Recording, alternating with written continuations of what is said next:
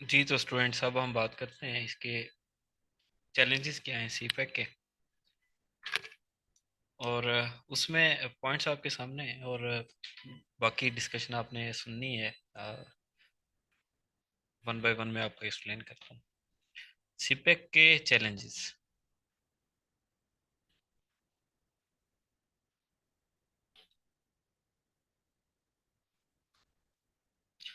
TTP. TTP क्या है? Tehreek Taliban Pakistan. One of the major threat to CPEC is TTP. Multi आप कह सकते हैं कि मल्टीपल पर्सपेक्टिव में अगर टीटीपी को देखा जाए कि अगर इसके ओरिजिन्स अफगानिस्तान में है, अगर इसके ओरिजिन्स पाकिस्तान में है, और अगर इसकी पुष्टनाई इंडिया कर रहा है, हर तीन सूरत में टीटीपी तहरीक तालिबान पाकिस्तान सी पैक के लिए एक बड़ा थ्रेट है। उसकी वजह उसकी वजह ये है कि आप रिसेंटली नेशनल असेंबली के अंदर एक रिपोर्ट पेश हुई, आपने वो भी पढ़नी है क्योंकि आपको ये सारी चीज़ें इंपॉर्टेंट होती हैं उसके लिए रेफरेंस के तौर पे भी। और मोस्ट रिसेंट अगर आप कोई स्टैट्स उसमें ऐड करेंगे तो आपके जो जो इम्प्रेशन है एग्जामिनर के ऊपर वो भी अच्छा जाएगा। तो सिक्योरिटी कंसर्न्स के हवाले से लाजमी मेरा ये गुमान है कि सी पैक की सिक्योरिटी के कंटेक्स्ट में लाजमी सवाल आएगा। ठीक है, क्योंकि इस वक्त एक चाइना का कंसर्न भी सी पैक के अंदर सबसे बड़ा यही है।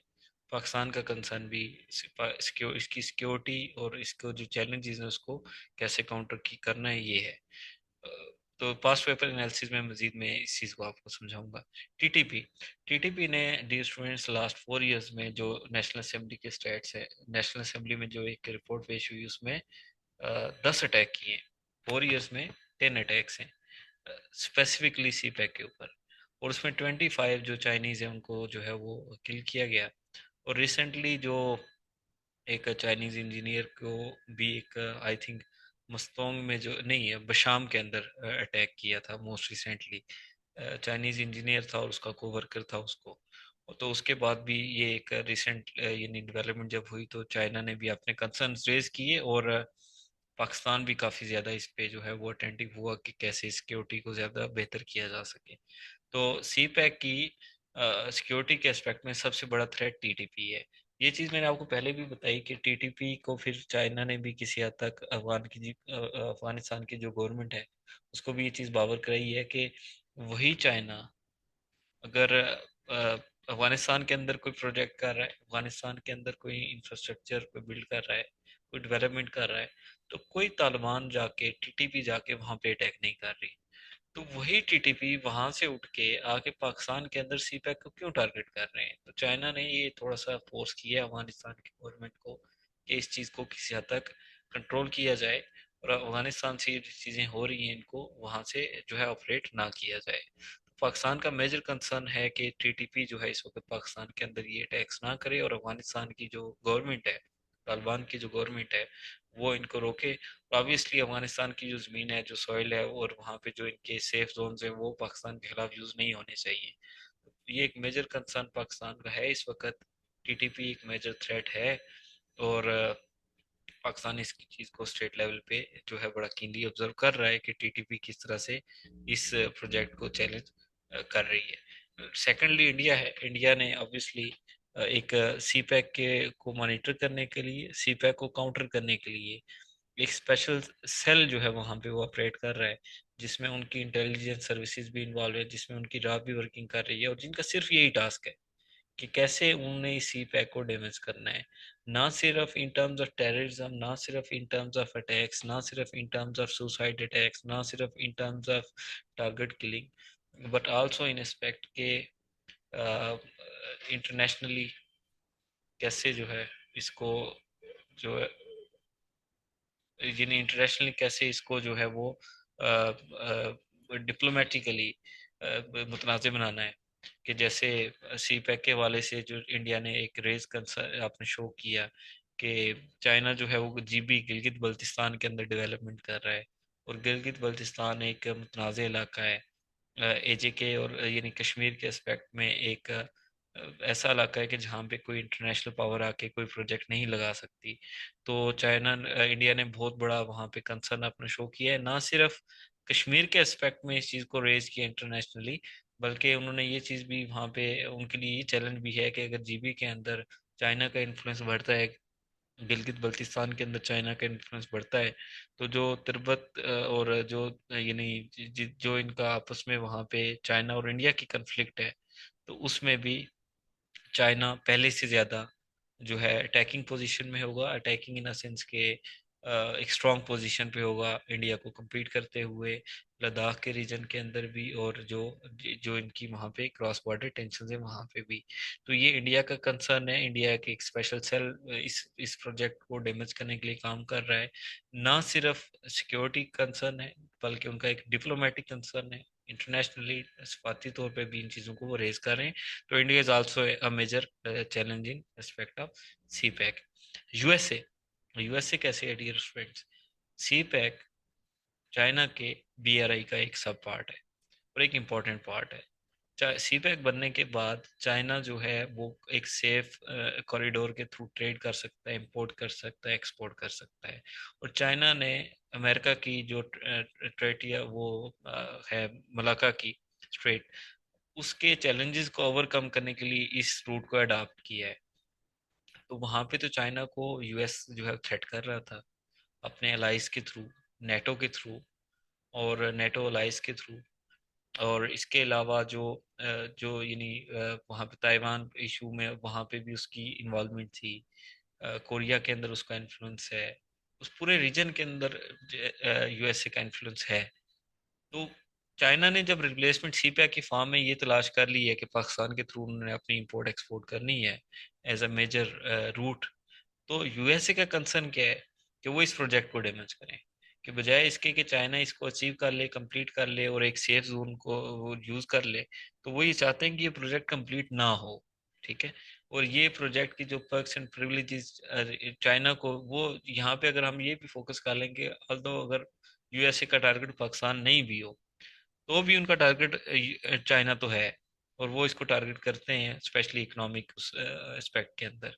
तो जब वो चाइना को भी टारगेट कर रहे हैं, तो ऑब्वियसली वो सी पैक को टारगेट कर रहे हैं, और जब सी पैक को टारगेट कर रहे हैं तो उसके इम्पैक्ट्स और इम्प्लीकेशन सिर्फ चाइना पे नहीं आ रही, बल्कि पाकिस्तान पे भी मेजरली आ रही हैं, क्योंकि पाकिस्तान के लिए एक यानी आप कह सकते हैं कि सिंस 70 ईयर्स एक सबसे बड़ा एक मेजर इकोनॉमिक प्रोजेक्ट है। तो ये एक थ्रेट यूएसए की तरफ से है। फोर्थ इंटरनल है।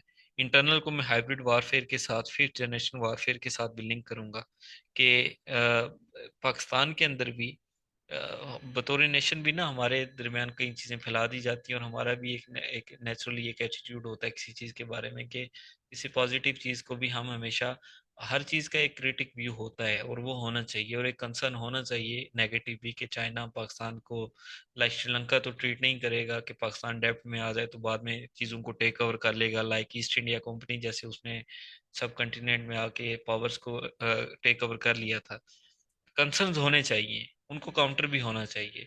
लेकिन पाकिस्तान के अंदर गुज़श्ता 5 से 6 सालों में ये चीज़ आप स्टैट्स उठा के देखें, फैक्ट्स उठा के देखें, और ये वाकयात उठा के देखें, तो आपको देखने को मिलेंगे कि तमाम वो चीज़ें हुई हैं इंटरनली भी, कि जिससे सी पैक डिस्टर्ब हुआ है।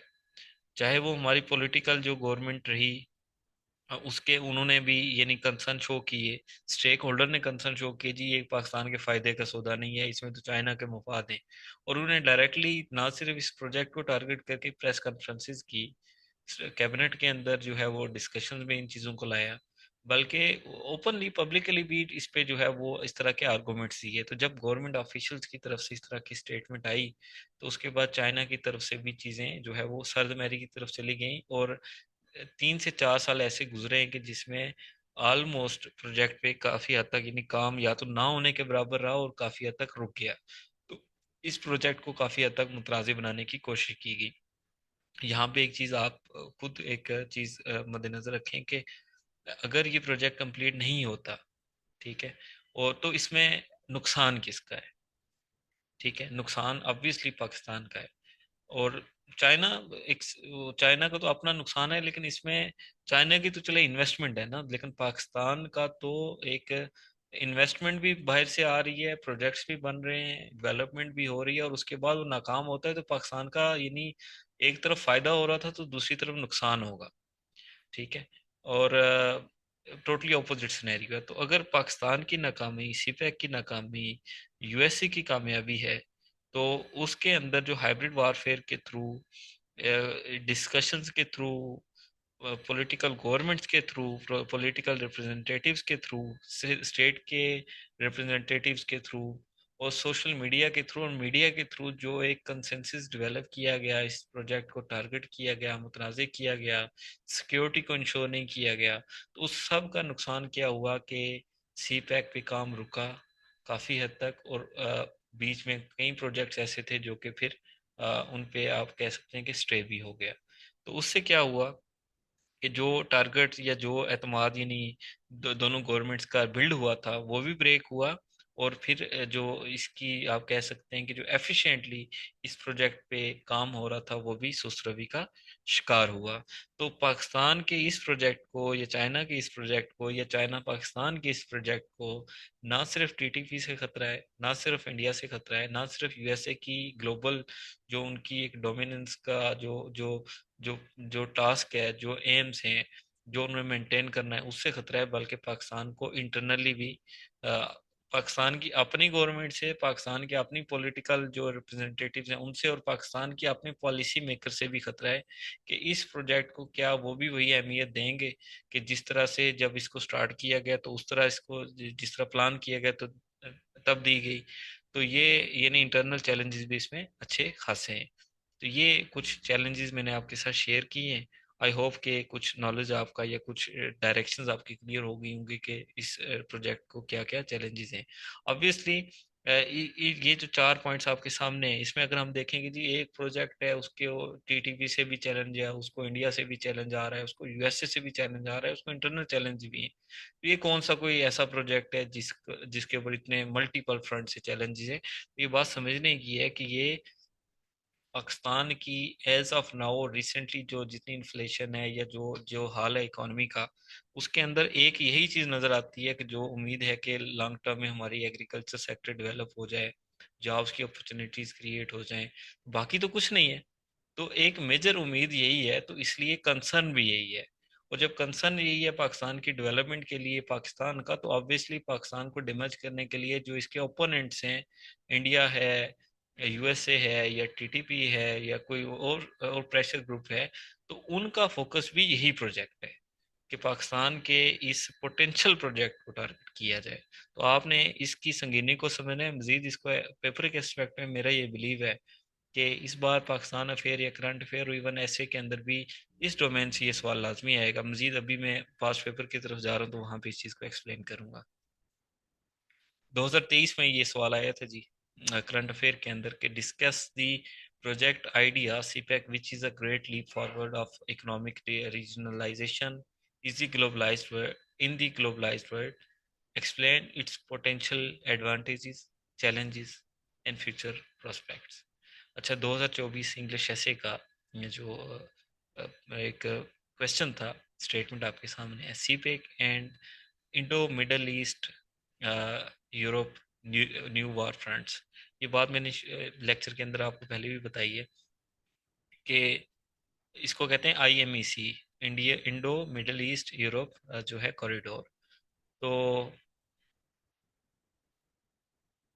तो उसमें भी यानी सवाल ये पूछा गया कि कैसे एक न्यू वॉर फ्रंट है। तो ये इकोनॉमिक वॉर फ्रंट्स हैं आपके सामने है। कैसे हैं कि एक तरफ सी पैक है जिसमें पाकिस्तान है, चाइना है, दूसरी तरफ क्या है, इंडिया है, मिडिल ईस्ट है और यूरोप है। तो देख सकते हैं कि राइवलरीज दो मल्टी, एक प्रोजेक्ट में पाकिस्तान, दूसरे प्रोजेक्ट में जो है इंडिया इन्वॉल्व है। तो ऑब्वियसली जो ओपोनेंट कंट्रीज हैं वो दो अलग प्रोजेक्ट्स में एक दूसरे को किसी हद तक काउंटर करने की कोशिश कर रहे हैं। तो ये वार फ्रंट के तौर पे कैसे एक दूसरे को देख रहे हैं इकोनॉमिक्स एस्पेक्ट में, तो ये सवाल था। और इसकी एक जो मोस्ट रिसेंट आईएमईसी लेटेस्ट एक प्रोजेक्ट जो लॉन्च हुआ है वो है। तो देखें कि ऐसे के पेपर के अंदर कैसे आईएमईसी को लिंक किया गया सीपैक के साथ, और एक न्यू वार फ्रंट के तौर पे इसको कैसे ये नहीं समझा जा सकता है, देखा जा सकता है। उसने डिमांड किया कि एस्पायरेंट जो है इस पे लिखे। फिर एक और क्वेश्चन जो कि पाकिस्तान अफेयर का है, गालबन अगली स्लाइड में।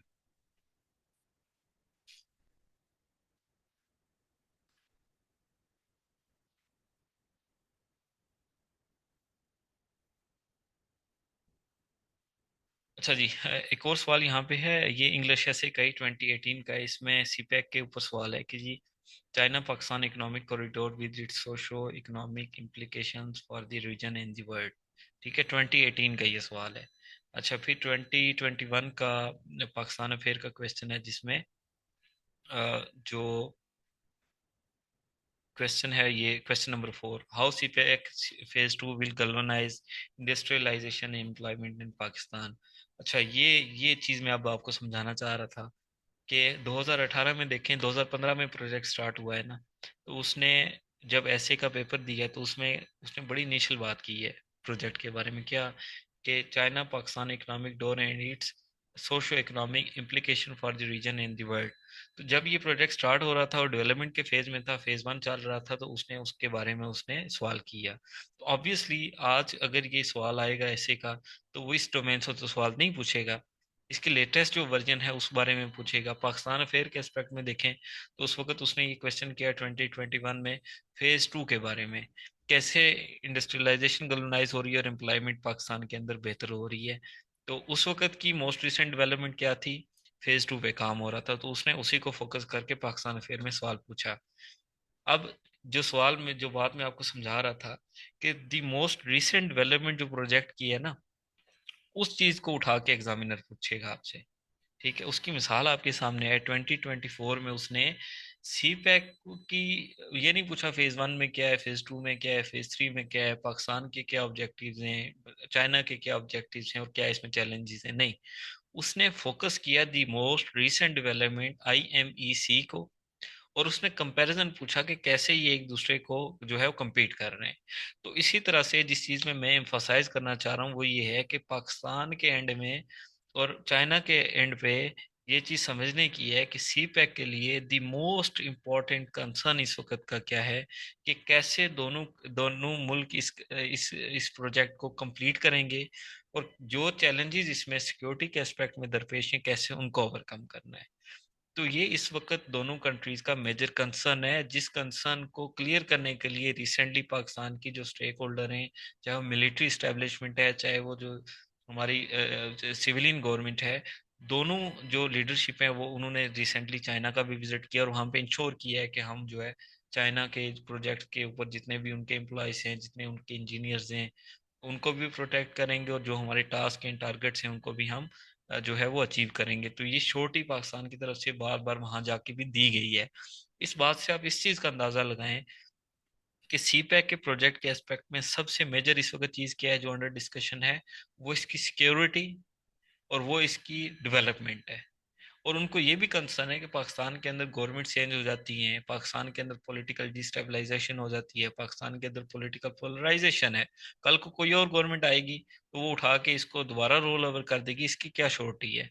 तो इन दो डोमेन से ये सवाल लाजमी आपको पूछा जाएगा, पाकिस्तान अफेयर के भी में भी और करंट अफेयर में भी, और सिक्योरिटी और पॉलिटिकल पोलराइजेशन के एस्पेक्ट में इसको भी लिंक करके ऐसे में भी पूछा जा सकता है। तो ये आपने लाजमी जो है इस पर्सपेक्टिव पे गौर करना है, और जो है एक रीडिंग करनी है। ठीक है, तो अभी ये लेक्चर अब तक का हुआ कंप्लीट, और इस टॉपिक के हवाले से कोई क्वेश्चन हो कुछ भी, तो आप मुझे पूछ सकते हैं, और फिर हम इस लेक्चर को, इस क्लास को एंड करेंगे। टास्क आपका क्या है?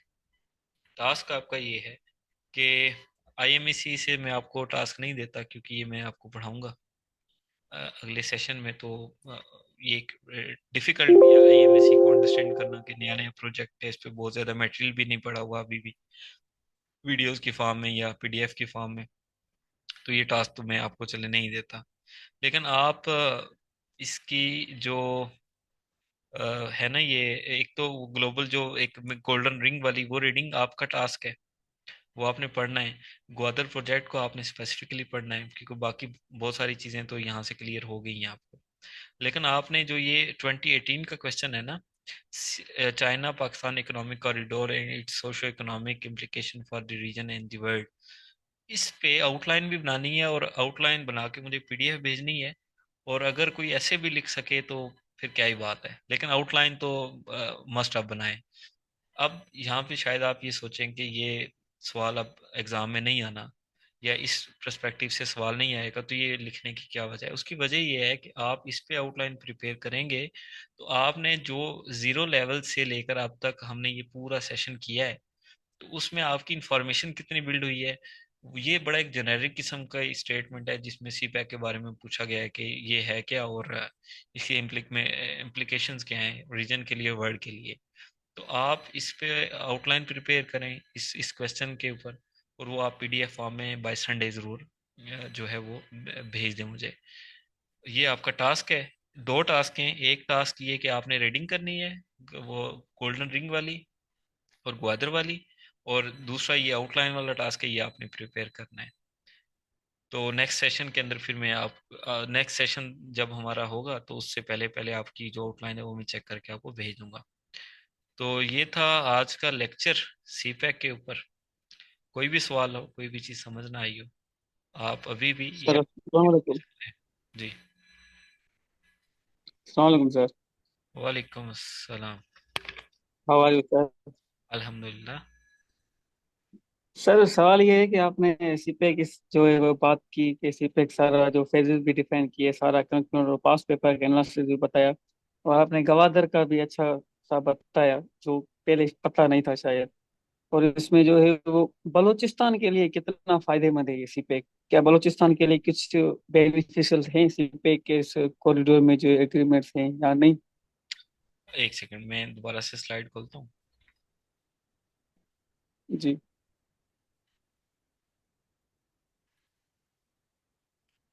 बलूचिस्तान के हवाले से ना मेरे पास एक डॉक्यूमेंट है जो स्पेसिफिकली बलूचिस्तान को टारगेट जी जी करके और सीपैक के एस्पेक्ट में, वो मैं आपसे शेयर करूँ, आप मुझे पर्सनल में जो है वो मैसेज कीजिए। क्या मैप आपने देखे थे ना? जी जी जी सर। उसमें मल्टीपल मैंने मैप शेयर किए हैं, जो सबसे इम्पोर्टेंट था कि जिसमें पाकिस्तान के इंटरनली जो एक प्रोजेक्ट्स है ना, उसमें आप चीज़ों को फाइंड आउट कर सकते हैं कि यानी स्पेसिफिकली बलूचिस्तान के अंदर कौन से एरियाज के अंदर डेवलपमेंट हुई है और कौन से जो है प्रोजेक्ट्स लॉन्च किए गए। मैं एक सेकंड, हाँ, तो सबसे इम्पोर्टेंट तो ग्वादर है ना। तो के जी ग्वादर जी सर। देखें, ग्वादर कहाँ पे है? ऑब्वियसली सर मेरा सवाल भी यह था कि गवादर देखें इसमें है, बलूचिस्तान में है, ठीक है। तो अगर गवादर बलूचिस्तान में है, ये गवादर की वजह से पूरा सीपेक जो है ना वो बन रहा है। अगर गवादर नहीं होता तो सीपेक नहीं बनता। तो बलूचिस्तान के सूबे के लिए भी तो बेनिफिशियल होना चाहिए। जैसे बलूचिस्तान के लिए गवादर यूनिवर्सिटी अनाउंस हुई थी, वो यूनिवर्सिटी अभी लाहौर में बन रही है, ठीक है।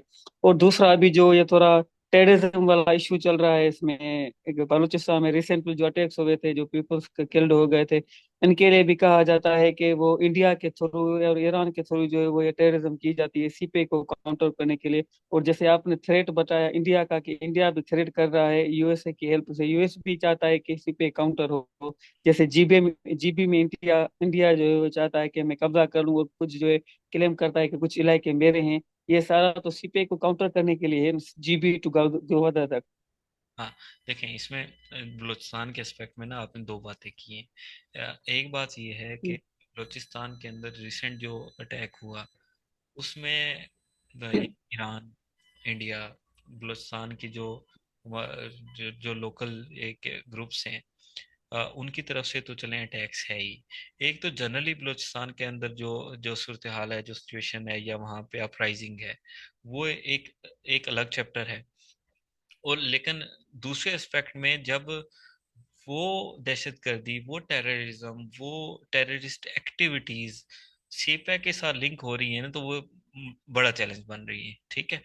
तो आपने जो बात की कि जो इसके पर्क्स एंड प्रिविलेजेस हैं, या जो इसके जो यानी जो फ्रूट्स हैं वो आया बलूचिस्तान को मिल रहे हैं या मिलेंगे या नहीं मिलेंगे, तो उसमें दो चीज़ें देखने की हैं। एक तो इसको क्रिटिकली अगर देखें हम, तो क्रिटिकली देखते हुए पहला सवाल तो ये रेज होता है ना कि ग्वादर के अंदर तो डेवलपमेंट हो रही है, तो ग्वादर के पोर्ट डेवलप हो रही है, वहां से इंपोर्ट एक्सपोर्ट टारगेट की गई है। तो आया जो बात आपने की, उसके पर्क्स एंड प्रिविलेजेस क्या आप प्रोविंस को छोड़ दें, इटसेल्फ ग्वादर को भी मिलेंगे। ये तो हो गया इसका एक क्रिटिकल व्यू। दूसरा, हम इसको थोड़ा सा पॉजिटिव व्यू में अगर देखें कि ऑब्वियसली जब इस तरह का प्रोजेक्ट लॉन्च होता है, ठीक है, इसको हम एक एक तो देख लिया ना कि पूरे प्रोविंस को तो पर्क्स एंड प्रिविलेजेस मिलेंगे या नहीं मिलेंगे। और इटसेल्फ एक शहर जिसके अंदर ये प्रोजेक्ट है, वहाँ के जो लोकल रेजिडेंट्स हैं वो भी एहतजाज कर रहे हैं स्टेट के दारों के खिलाफ के हमारे ऊपर ये पाबंदियां लगा दी गई हैं, इस प्रोजेक्ट की वजह से हमें ये नुकसान हो रहा है, हम वहाँ पे फिशिंग नहीं कर सकते। ये तो इसका एक क्रिटिकल व्यू है। दूसरा, सीपैक के अंदर टोटली अगर इसको पॉजिटिव उस पैराडाइम के अंदर अगर हम देखें तो ये है कि कोई भी प्रोजेक्ट, इस तरह का मेजर प्रोजेक्ट किसी रीजन के अंदर लगता है ना, तो उसके बेनिफिट्स जरूर आते हैं। ठीक है।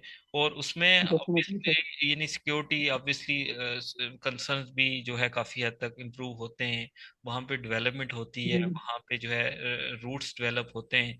तो यहाँ पे दोनों चीजें मौजूद हैं, एक है इसका क्रिटिकल एनालिसिस, जी और दूसरा ये है कि इसका एक खुशगुमानी जिसको कह सकते हैं, या दूसरा ये जिसको कह सकते हैं कि पॉजिटिव इम्पैक्ट्स बंदा इसको मेजर कर सकता है कि लॉन्ग टर्म में आफ्टर 10 ईयर्स ग्वादर के अंदर या बलूचिस्तान के अंदर अचीव हो सकते हैं। थर्डली, जो पोटेंशियल यहाँ पे कॉन्फ्लिक्ट का मौजूद है, टेररिज्म का मौजूद है, तो उसको काउंटर करने के लिए सजेशंस की फॉर्म में जरूर इसकी रीडिंग होनी चाहिए और असेसमेंट होनी चाहिए बीइंग एन एस्पायरेंट, के बलूचिस्तान को फोकस करके, वहाँ पे टेररिज्म को फोकस करके, और वहाँ पे ग्वादर पोर्ट को फोकस करके क्या क्या इम्प्रूवमेंट की गुंजाइश है। तो इन तीनों डोमेन्स में हम देखें, एक डिस्कशन के एस्पेक्ट में एक सवाल को देखते हैं वो कुछ और चीज होती है, दूसरा पॉलिसी मेकर्स अगर मिल के बैठते हैं बात करते हैं वो कुछ और होती है, तीसरा बतौर एस्पायरेंट आपने इस चीज को कैसे लेके चलना है। तो इसमें आप इन तीनों कंसर्न्स को, एक इसका नेगेटिव कंसर्न कि डिस्क्रिमिनेशन तो नहीं हो रही बलूचिस्तान के साथ, उसको भी रेज करें, उस पर भी रीडिंग करें, असेसमेंट करें। दूसरा, जो पॉजिटिव वे में है कि जी हाँ यहाँ पे ये अच्छा हो जाएगा अगर ये प्रोजेक्ट बन जाएगा, और तीसरा क्या है, सजेशंस की फॉर्म में चीज़ों को जरूर स्टडी करें, एनालाइज करें और राइट अप करें। तो बीइंग एन एस्पायरेंट ये सारे करने के काम है, स्पेसिफिक टू ग्वादर और बलूचिस्तान के कंसर्न के हवाले से। सर, एक और सवाल। जी जी। सर देखें, सीपेक एक यूएसए के लिए थ्रेट तो है ही है, ठीक है। यूएसए हर हिसाब से चाहता है कि सीपेक को काउंटर किया जाए। अभी रिलेशन यूएस चाइना के और जो रशिया के रिलेशन है वो आपस में बहुत फ्रेंडली रिलेशन हैं, ठीक है। तो देखा जाए कि अगर चाइना सीपेक कंप्लीट हो भी जाता है तो सीपेक के थ्रू, अगर चाइना के थ्रू, तो क्या सीपेक पे रशिया भी आ सकता है? यूरोप में ट्रेड कर सकता है रशिया? Is it possible? ये है ना, मैंने जो असाइनमेंट दी है पढ़ने की, गोल्डन रिंग की, ठीक है, तो जी इस जी सर। भी समझने की है। एक ये है कि रशिया जो है ना, रशिया इटसेल्फ चाइना का जो एक मेजर प्रोजेक्ट बीआरआई है उसका हिस्सा है। ठीक है। तो अगर जी सर बीआरआई का बिल्कुल। हिस्सा है ना, तो obviously CPEC is an extension और सब part of BRI, Chinese major project BRI. तो ऑलरेडी यानी एक तो कनेक्टेड है किसके थ्रू, रशिया चाइना के साथ इस प्रोजेक्ट में बीआरआई के थ्रू। दूसरा, जो ये गोल्डन रिंग का कंसेप्ट आया है ना, और जो डेवलपमेंट आई है कि इसके थ्रू जो रशिया है, अफगानिस्तान है, और ये कंट्रीज भी इस प्रोजेक्ट के अंदर शामिल हो जाएं, तो उसकी आप स्टडी करें तो आपको मजीद अंदाजा हो कि रशिया इसके अंदर कैसे मजीद, एक तो बीआरआई के चैनल के थ्रू इन्वॉल्व हो रहा है, दूसरा ये जो गोल्डन रिंग कंसेप्ट के थ्रू बिल्कुल। स्पेसिफिकली सी पैक में लिंक हो रहा है। तो ये आप उसकी भी स्टडी करें, तो जो आपका ये क्वेश्चन है ना, ये भी वहां पे काउंटर हो जाएगा। तीसरा, जो यानी मजीद इसकी स्टडी आप करेंगे तो जो ML1 का प्रोजेक्ट है, ट्रेन का जो रूट है उसके थ्रू भी रशिया लिंक हो रहा है इस मेजर इकोनॉमिक रूट के साथ। तो रशिया की जो एक एग्जिस्टेंस है, चाहे वो बीआरआई के साथ डायरेक्टली, बीआरआई के साथ है या सीपैक के साथ इनडायरेक्टली है, हर दो सूरत में वो इस प्रोजेक्ट के साथ ऑलरेडी लिंक्ड भी है और लिंक होने जा भी रहा है। ठीक है। जी सर। जी, एनीथिंग एल्स स्पेसिफिक, जो हमारा टॉपिक है उससे रिलेटेड किसी का सवाल? अस्सलाम वालेकुम। जी वालेकुम अस्सलाम। सर मैं ये पूछना चाह रही थी कि ये जो सी पैक है, जिन एरिया से गुजर रहा है, क्या सिर्फ उन्हीं को बेनिफिट्स हैं या और यानी ओवरऑल पाकिस्तान के लिए भी इसके कोई बेनिफिट्स हैं? और ये सी पैक हमें किन किन एरिया यानी कंट्रीज से हमें कनेक्ट करता है, जैसे अफगानिस्तान, ईरान, क्या हमें इनसे भी कोई बेनिफिट्स हैं या नहीं है? नहीं, सीपैक के बारे में तो आपको सबसे पहले ये समझने की जरूरत है ना कि इसका रूट क्या है। यानी आप इसको तीन कैटेगरी में इसके मैप को समझें। सबसे पहला इंपॉर्टेंट ये है कि सीपैक का मैप क्या है। एक एंड पे चाइना है, दूसरा इसकी यानी आप कह सकते हैं कि दो पॉइंट है ना, अगर जिस तरह एक एक एक रस्सी के, एक रोप के दो पॉइंट्स होते हैं, या जैसे एक एग्जांपल दे सकूं किस चीज की, जैसे ये मेरे पास एक मार्कर है, इसमें एक पॉइंट ये है और दूसरा पॉइंट ये है। एक पॉइंट इसका एक एंड क्या है, चाइना है, दूसरा एंड इसका क्या है, पाकिस्तान का ग्वादर है। यहाँ से लेकर यहाँ तक जो पूरा एक नेटवर्क है, जो जाल है रोड्स का, इकोनॉमिक जोन्स का, ठीक है, इंडस्ट्रियल जोन्स का, यहाँ से लेकर ये यहाँ तक वो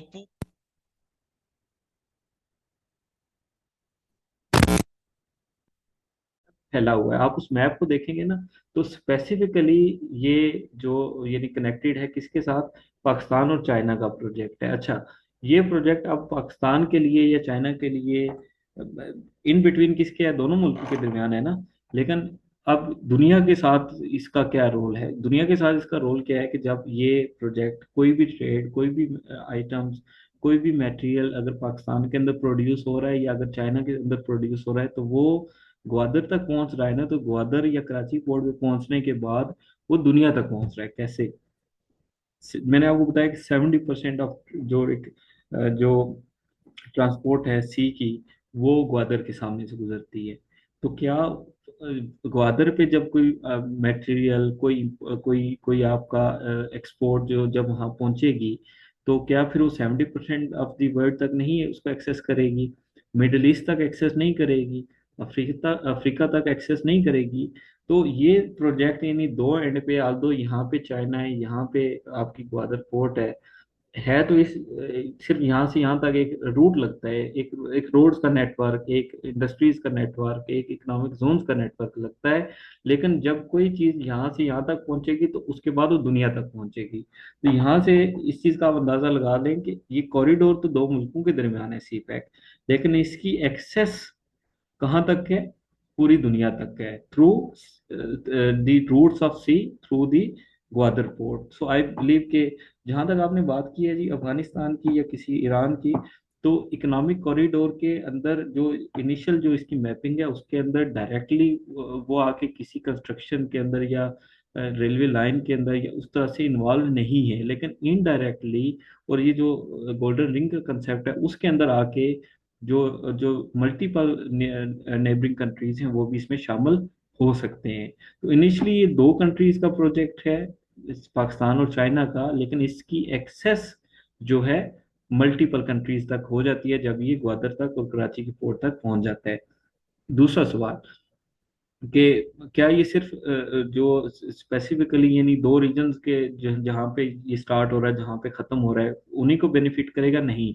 आप इसके स्पेशल इकोनॉमिक जोन को जाके पढ़ें कि कितने हैं, कहाँ पे हैं। आपका रशेकई में है, आपका जनाब पंजाब के एरियाज में है, आपका केपी के एरियाज में है, बलूचिस्तान तो आप ग्वादर में जाके लिंक कर रहे हैं, आपका जीबी का एरिया यहाँ पे लिंक हो रहा है, आपका जो है ये चकवाल का रीजन है ये लिंक हो रहा है। तो यहाँ पे जो इकोनॉमिक जोन बन रहे हैं उनमें क्या टारगेट किया गया है, उसमें जो है आपका जो एक प्रोडक्शन एग्रीकल्चर सेक्टर को टारगेट किया गया है। ये सिर्फ एक यानी रोड्स का एक वो नेटवर्क नहीं है, बल्कि इसमें इकोनॉमिक जोन्स हैं। तो जब इकोनॉमिक जोन्स हैं, इसमें एग्रीकल्चर को भी फोकस किया जा रहा है, इसमें ह्यूमन रिसोर्स को भी फोकस किया जा रहा है, इसमें रेलवे प्रोजेक्ट्स भी हैं, इसमें ऑरेंज लाइन जो उसके मंसूबे भी हैं, इसमें आपकी पावर प्रोडक्शन के यूनिट्स भी डेवलप हो रहे हैं। तो ये स्पेसिफिक टू दैट रोड नहीं है कि रोड जहाँ से गुजर रही है तो सिर्फ उसी को फायदा हो रहा है, बल्कि इसके मल्टीपल डोमेन में पूरे कंट्रीज में, पूरे कंट्री में इसका फायदा हो रहा है। आप सिर्फ इसका वो जो मैप है ना स्पेसिफिकली जोन्स वाला, किस जो रशकी जोन है वो कहाँ, इकोनॉमिक जोन है वो किस जगह पे है, उन सब को आप पढ़ लें। ठीक है, तो आपका ये क्वेश्चन मजीद जो है वो क्लियर हो जाएगा। सर सर आवाज आ रही है? जी एक्सक्यूज जी। मी। सर क्या इंटरनेशनल लेवल पे सीपे के पाकिस्तान पे इम्पैक्ट हैं? इंटरनेशनल लेवल पे देखा जाए तो जैसे कि पाकिस्तान के रिलेशन हैं यूरोप के कंट्रीज के साथ भी, वेस्टर्न कंट्रीज के साथ भी, तो इसके क्या इम्पैक्ट हो सकते हैं पाकिस्तान की जो रिलेशन है फॉरेन पॉलिसी पे, स्पेशली सीपे के? इसमें इसमें दो चीजें मेजर ये है कि डिप्लोमेसी के एस्पेक्ट में चैलेंजेस तो जरूर हो सकते हैं, इसके बेनिफिट्स बहुत ज्यादा नहीं है। चैलेंजेस क्या है कि जैसे इंडिया ने रेज किया जीबी के अंदर अपना कंसर्न, यूएसए कहीं ना कहीं अपनी डोमिनेंस के लिए पाकिस्तान के इस प्रोजेक्ट को टारगेट करता है। ठीक है, नेगेटिव तो हैं। पॉजिटिव जो इम्पैक्ट्स हैं पाकिस्तान के लिए, पाकिस्तान की इकोनॉमी के लिए, ठीक है, पाकिस्तान के अंदर अपॉर्चुनिटीज के लिए। डिप्लोमेटिकली ना तो ये नहीं, ये एक ऐसा प्रोजेक्ट है जिसके अंदर पाकिस्तान सीपैक बनने के बाद इंडिया को बहुत ज्यादा कहीं पे काउंटर कर रहा है, ना तो पाकिस्तान जाके यूएसए को चैलेंज कर रहा है कहीं पे। यूएसए और चाइना आपस में एक दूसरे को चैलेंज करते हैं मल्टीपल फ्रंट पे, लेकिन वो भी इकोनॉमिक वार के अंदर उस लेवल पे नहीं जाते कि एक दूसरे के साथ ट्रेड रोक दें या एक दूसरे को बिल्कुल स्ट्रक डाउन कर दें और कोई वो कंट्री डेवलप ना करे, बल्कि वो इकोनॉमिक एस्पेक्ट में किसी हद तक एक दूसरे को गुंजाइश भी देते हैं कि उनके आपस की आप ट्रेड के स्टैट उठा के देख लें कि यूएसए और चाइना आपस में कितनी इंपोर्ट एक्सपोर्ट या ट्रेड करते हैं। वहां से भी आपको अंदाजा होगा कि इकोनॉमिक राइवलरी में किसी हद तक जो है वो ये कंट्रीज भी आपस में साथ चलते हैं। तो अगर मैं आपके सवाल का जवाब कंक्लूड करूं या समराइज करूं तो वो ये है कि डिप्लोमेटिक एस्पेक्ट में पाकिस्तान के लिए ना तो इसका कोई बहुत बड़ा नुकसान नजर आता है कि स्वाति लेवल पे इंटरनेशनली कोई नुकसान हो जाएगा अगर ये नहीं बनेगा, और ना इसका कोई बहुत बड़ा फायदा नजर आता है, क्योंकि ये स्पेसिफिकली पाकिस्तान के इंटरनल डेवलपमेंट से लिंक करता है प्रोजेक्ट, पाकिस्तान की इकोनॉमी से रिलेटेड है। तो ये पाकिस्तान की जो इंटरनल डेवलपमेंट या इंटरनल जो उसका उसकी टारगेट्स हैं उसको जरूर इन्फ्लुएंस करता है। तो ये पाकिस्तान की इंटरनल स्टेबिलिटी के लिए, पाकिस्तान के इंफ्रास्ट्रक्चर के लिए और पाकिस्तान की इकोनॉमिक ग्रोथ के लिए बहुत इंपॉर्टेंट है, रेदर देन इट्स इंटरनेशनली या ग्लोबली जो पॉलिटिकल सिनेरियो उससे।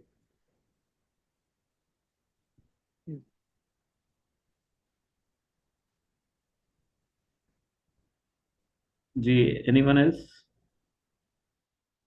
तैयब रहमान, आईफोन वाले भाई।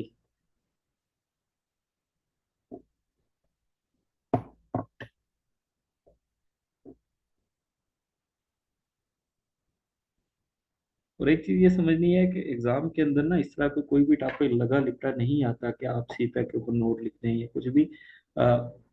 छोटी छोटी चीजें समझाने पढ़ाने का मकसद ये होता है कि आपकी अंडरस्टैंडिंग अच्छी डेवलप हो। सीएसएस के अंदर जो सबसे इम्पोर्टेंट ये होता है ना कि आपके पास नॉलेज है, आपने उस नॉलेज को क्वेश्चन के एस्पेक्ट में कैसे लिखना है। ठीक है, क्वेश्चन किसी भी डोमेन से आ जाए, आपने अपने नॉलेज को वहाँ लिंक कैसे करना है।